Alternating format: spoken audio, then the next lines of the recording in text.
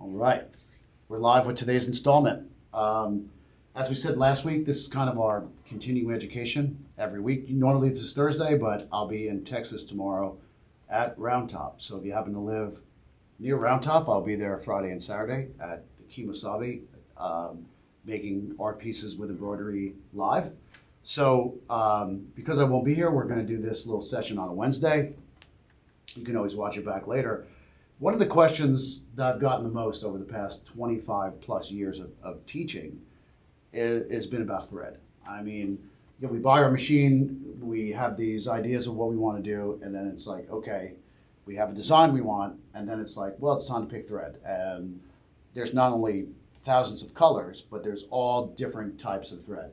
You can kind of see here on my desk that you have all these different styles. And just to kind of go over in a general sense, we have, your Rayon and polyester. It's your basic thread. I'm going to go a little deeper into these. You have your metallic. Then you have like your specialty, sparkle, twisted. It's almost like ribbon. Not the easiest thread to use. We'll kind of go over that as well. We have variegated, which everybody probably has by the bucket load because you get it free with all these sets of threads. And you never know what to use it on. So I'm going to kind of tell you a little bit about that. We have our flat or frosted threads. And then we have threads like wool or Burmalana. So what is the difference between all of them? Well, they're different in so many ways. They're different in the way they run on your machine, and they're much different in the way they look. And I know we have information on our website. We have our new Anita's University that is full of knowledge and has downloads of thread charts and different thread types and all those different things are on there, which went live last week. So it's after you watch this, you can always go and get some more information on it. But let's start with wool and rayon. Rayon and polyester. When I first started doing embroidery, in the 90s, you had your rayon thread. Now, rayon thread is really shiny. I think it's the shiniest thread, or that has the most radiance when you stitch with it. When you do really long satin stitches with rayon, it really shines. Now, why did most of the industry switch to polyester? Well, the main difference is polyester back then looked really plasticky. Like polyester was used on like uniforms and things that would be heavily laundered, but it didn't have the beauty of rayon. They've kind of really changed that. You could barely see the difference in these two. One's rayon and one's polyester. So the main difference is with polyester thread, it's more color fast. So won't fade in the sunlight. Repeated washings, you could wash something hundreds of times and the thread's never going to fade. I like rayon because it has more luster, but most people use polyester because of the durability of the thread. You can also use both. I always say not to have heavily launder anything embroidered. If you have something that took that long to create, you would probably want to treat it as a delicate.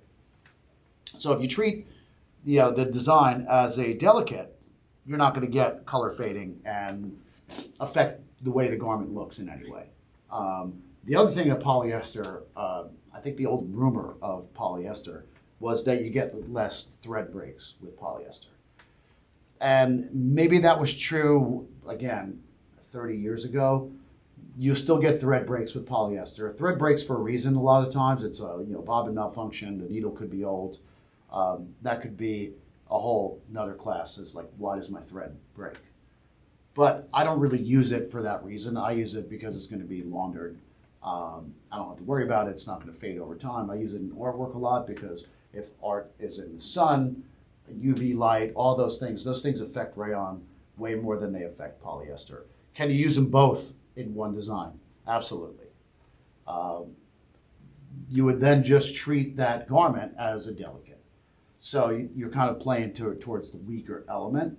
But I mix polyester and rayon all the time. Maybe poly is in a certain color pink that I want, and the other red is in rayon. You can mix them together. You're really not adjusting your machine or your design any different between polyester and rayon. Now, what you'll also see with both of those is standard embroidery designs are called 40 weight. So this thread, it's a weight of 40. Whatever that means. I'm sure if you're going to look it up, it means something technical. It's just always been. That's the thickness of the thread. You'll also see from companies like Madeira and Floriani and Robus and Anton that they make a thicker thread, 30 weight. So as the number goes down, the thread is thicker. So a 30 weight thread is actually great to use as well. You have to use a slightly bigger needle, maybe like an 8012 for the 30 weight. And what it does is it's actually thicker. So I like to use like a 30 weight thread with white and black, because those two colors, if you ever notice when you stitch something in white, you could see through it easier. And the same with black. And that's because, the way the thread is created is black. To get that really dark color, it's overdyed, and that deteriorates it enough to make it appear a little thinner. If you notice it, when you hold it in your fingers, black thread feels kind of thinner. So if you use a 30 weight or a thicker thread, it'll kind of make up for that coverage. It fills the design in more. And you can also, if you're a digitizer, and I know I'm going to be using 30 weight thread, I could use a lot less stitching. Same style thread, it's still rayon or polyester, just thicker. And conversely, they make like a 60 weight thread. Now, what is 60 weight? Well, it's a lot thinner than 40. And with that weight thread, again, we're just still talking about rayon and polyester. What that thread is good for is little tiny letters on designs. So if you picture like a scout patch and you see all those little teeny tiny letters, chances are those letters are stitched with a thinner thread. So you would use, say, a 65 needle and the thin thread, and that'll allow you to do tiny detail without all that thickness of the thread. If you have any questions, we'll take questions after I do this general run through. Now we're going to get to people's favorite and most asked about, which is metallic thread. Here's like a little Buddha patch. You can see this is all done in one color, except for his little diamond in his belly button. That's a different color. And that's metallic thread. It's my favorite thread to work with. I love metallic thread. It's just right away, it catches your eye. It's luxurious, has all that luster and shine. Here's our 6 series. I think this was volume 4 that we did. And this is a huge scene. I can't even open it up because it's so big. But these are all done in metallic thread, even the little flowers that I added later. So if I show you this with the camera, it just looks lush and expensive. That's what metallic thread does for any design. I think it really adds to the way it looks. Now, are all metallic threads created the same? They're not. I could do this whole class on metallic thread. We pretty much use Floriani metallics and Madeira metallics. And you want to start with a quality thread. I wouldn't buy metallic thread that was like no-name brand on Amazon. It'll tend to break a lot. So again, you want to start with a good metallic thread. You will notice that it's going to break more than regular thread. It's going to happen no matter what you do. There's a couple little tricks you can do to alleviate that. And basically why the thread breaks is because, obviously it's got a metal component to this. So the thread is actually wound like around this cone. And the smaller the cone, the more breaks you're going to have. And what happens is, whereas it gets further along the cone, it's twisted. So when it comes off this, it's really hard to see. As it comes off this, you're going to see it has a twist to it. And what happens is, when it goes through that machine really fast, especially like a tabletop machine, the thread doesn't have time to relax. And what it's going to do is it's going to get bound up and it's going to snap. It's not as strong as polyester. So what I do is I take a thread stand, $20 on Amazon, cast iron. It's got like the base and a little pole. Then you put the thread on that thread stand, you kind of feed it through. And I'm going to take that thread stand and put it, 3 or 4 feet away from where it goes into the machine. And what that distance does is it relaxes the thread as it's sitting there, and it'll go into the machine much smoother. It's like an old trick. I've also read that people put it in the freezer or they thread it through like a styrofoam peanut. I've never found those things to do anything different. I've tried. I try to just put them on the thread stand, put it further away, make sure you use a quality design, which obviously you're one of our customers, so you're already doing that, and run your machine a little bit slower than you would with rayon and polyester, and again, use high quality metallic thread. It's worth the extra money. Cheap metallic thread breaks a lot. And you can see here's another design that features that. You can kind of see it here. This is a rose done in all metallics. It's tough to see with the phone here how metallic that is. And again, here's a yin yang, all metallic thread. When I bought my first machine, which was a Brother single needle industrial machine in 1993, they were running like, I don't know, it was a single color design in metallic thread. And I saw it running, I was like sold. I'm like, this is amazing. It truly is amazing when you figure out the tricks to get it to run right. Here's a weird one, variegated. We touched on it earlier. We all think it's cool when we see it because it's like, oh, we have these spools of thread with these little stripes and it looks so fun, like this. It is without a doubt the hardest thread to use. It'll run just like rayon or polyester. It's not a big deal with that. But the way it looks when it turns out, it does look like a pack of lifesavers. So it's really hard to use and kind of know what it's going to look like. I use it for like my gypsy pieces, like the 6 Series 5, all those little flowers we stitch out. I use them on those. You can kind of see what happens here when you're doing a satin stitch. If we look on at the camera, here's one in brown, and here's one in pink.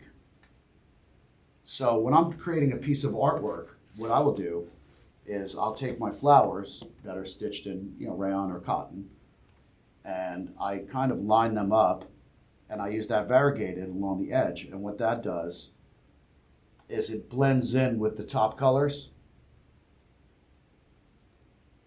and you don't really notice that it's variegated at the end. But you can see how stripy it looks.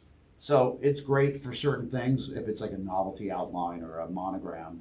But if you use it in a fill of a design, the results are always pretty bad. So I would always recommend running a test with variegated.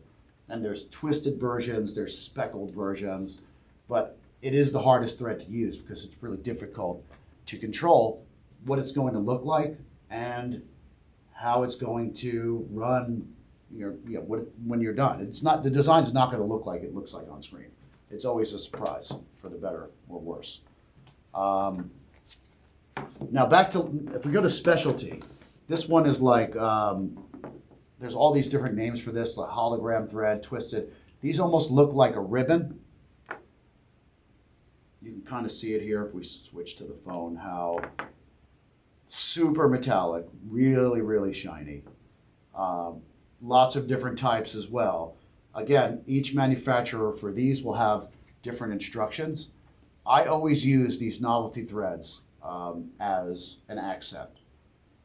What I like to avoid when using like novelty metallics, which is what I would call these, I avoid using a fill stitch. So you'll see it here. They look great with running stitches.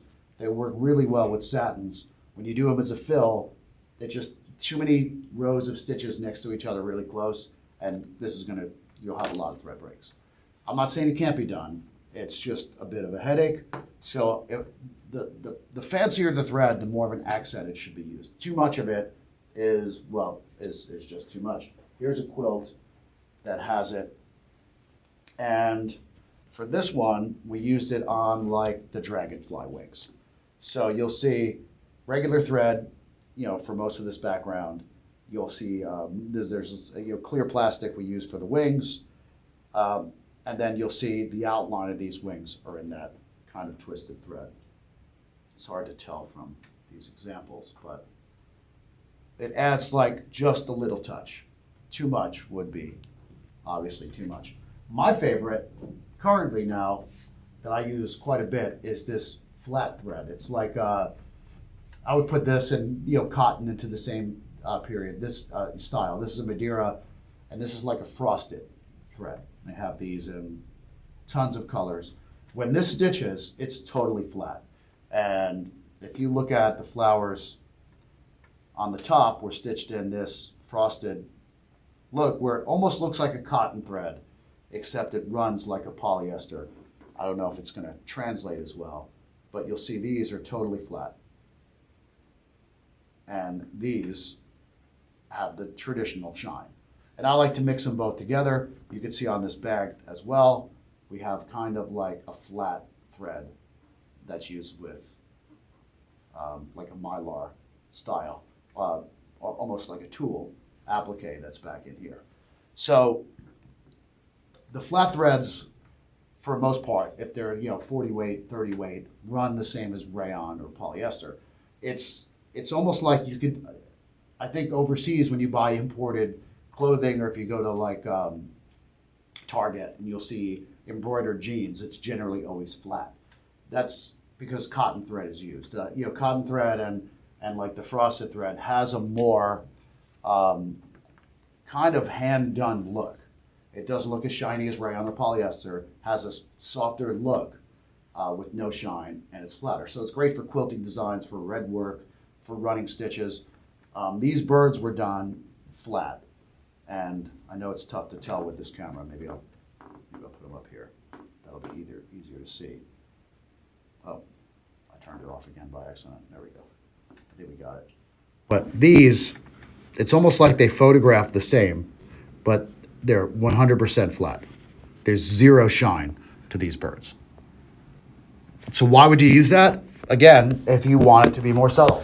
So if you want to have designs on jeans or a denim shirt and you don't want it to be that shiny polyester, I love to experiment with different styles, and that would be the flat cotton or, in this case, this Madeira frosted thread, which is a polyester that has zero shine.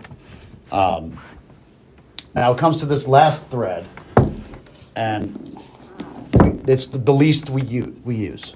And this is like a Burmalana or a wool. Now, what's great about this thread is it almost looks hand embroidered. It's really, really thick. So you have to use a big needle for this.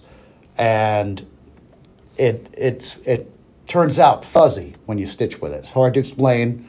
If you've never done it, I could see why people get frustrated. It's been around for 20 plus years. And everybody wants to use it so bad. You can actually brush this with like a steel brush when it stitches, and it'll fuzz like a pilled sweater. So if you're doing a stuffed animal, I know Anita's done a few collections that we've used it, but without a doubt, if we come out with something that uses wool, like we might as well open up the phone support lines, because that's how many questions people have, because it is hard to use. Like you have, with almost every other thread, you can add them to any design. Like you could take metallic thread and stitch it a design that wasn't designed for metallic, and it'll work. If these designs have to be done for wool. Now, as a digitizer, well, what does that mean? Well, I can't use a stitch with this thread that's, say, shorter than 4 or 5 millimeters long. If it's shorter than that, the thread is going to break. I generally turn off my thread trimmers when I use wool, because you want to just let that thing run. If it's running and in a good mood, you don't want it trimming. If it trims, chances are it's going to pop out of the needle, or it's not going to catch again. So traditionally, when you use this wool thread, designs have to specifically be done for it. And I'll show you some of these. Now, it's 100%, oh, sorry. Let me, there we go. It's 100% flat. So there's no shine. It looks like yarn. And it's my favorite thread to look at, but also the hardest one to use. And it makes me thankful I don't have to run the machine when these are running. And this is one of my album covers. So if you're on my website or Instagram, you'll see I do this album series, which is I take these like vintage rock and roll albums. It's my favorite thing to do. And so this is Led Zeppelin 4 from like 1969. And I actually take that paper album and I digitize on top of it and kind of stitch right on top of the paper. So this one was done in wool, and it has to specifically, again, be digitized for that. And I've done quite a few albums in it because it literally looks like you hand stitched this. That's how bold the thread is. That being said, designs have to be specifically digitized for the Burmalana. and this style. So those are some basic, thread tips on different styles. I know we have a few thread collections that were done for the Burmalana and wool thread. If you want more, I'd love to do them. They're my favorite things to do. Well, I wanted to show you something different. Melissa pointed this out. I have a machine here that obviously we don't sell designs for it. It's a yarn embroidery machine. Maybe we could highlight it on Facebook one of these days. It's been running a lot of stuff. So what this machine does is wild. Is it feeds yarn through these tubes like regular yarn, and then embroidery just stitches that yarn in place. So it's basically like a giant industrial couching foot. So I could program it to stitch, and it'll take that hand-dyed yarn, all that yarn we'd love to buy, and it kind of looks like this. This was like my density test on this yarn. And well, you're probably wondering why I'm showing you this, and I wasn't going to, but Melissa wanted me to. Here's a design I did in yarn, and again, the outline of this is in that wool, and then the inside is yarn. And this is an effect that you can do with like a couching foot. So if you have a tabletop machine, you can get a couching foot and stitch yarn down. Again, it's free motion, but it's something that you can do, and it seems to be like the longer I do this, I've been designing with rayon and polyester in mind, obviously for 25 plus years. And now when it's like something weird, like, wool thread or like thick yarn, I'm kind of fascinated about it because I can't use like any of the tools I've amassed over the last, 2+ decades. So it's like I got to think of all these new things to do with these other threads. So that would be the effect you get with like a couching foot. Like, I love it. It truly looks like my grandmother hand did this because it's so thick. It's regular yarn, and you'll see things like here's wool thread as freestanding flowers. Like, it works. You just have to practice with it and not get frustrated.